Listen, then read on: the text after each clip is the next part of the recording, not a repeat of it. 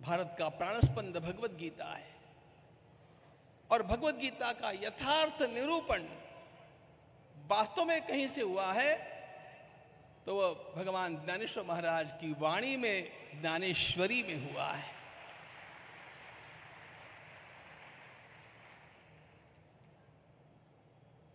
बहुत बहुत अध्ययन करने का प्रयास मैंने किया। सारे दार्शनिक, सारे विचारक, सारे योगी, सारे सिद्ध पुरुष, सभी संप्रदाय,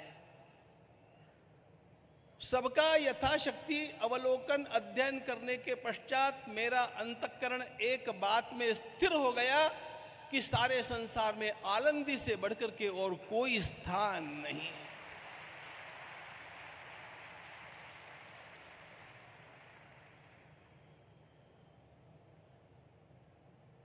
और श्री ज्ञानेश्वर महाराज से बढ़कर के कोई समन्वय की भूमि नहीं है। इसलिए जब मेरे 75वें वर्ष के जन्मदिन के उत्सव की बात चली तो मैंने कहा, देखो मुझे और कुछ नहीं करना है, आनंदी में बैठ करके श्रीमद् भागवत की कथा का श्रवण करना है, यही मेरी एकमात्र आकांक्षा है। आयु के 17वें वर्ष से श्रीमद् भागवत में कहते आया हूं। मैंने सुना भी बहुत है,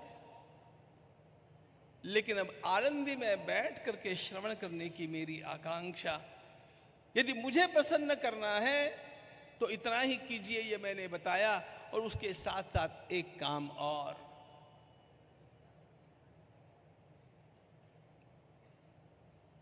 आनंदी की भूमि में खड़ा होकर के झूठ तो मैं बोलूंगा नहीं, आपको सत्य बताता हूं।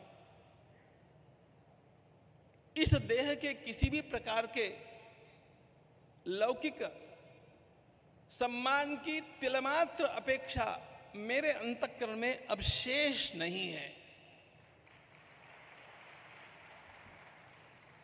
लेकिन मुझे याद आते हैं वे अनेक लोग जिन्होंने अपना पूरा जीवन समाज के लिए, राष्ट्र के लिए, धर्म के लिए, संस्कृति के लिए खपा दिया।